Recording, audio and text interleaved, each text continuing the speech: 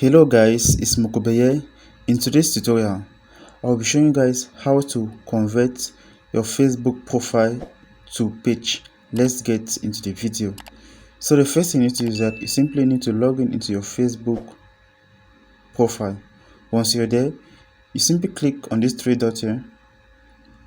After which, you click on what? Turn on professional mode.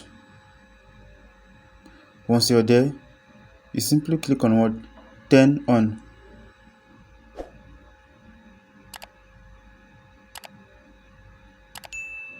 So after that, you can simply choose your profile category. So I will just insert comedy. So after choosing, you click on what? Save. After that, you click on what? Done.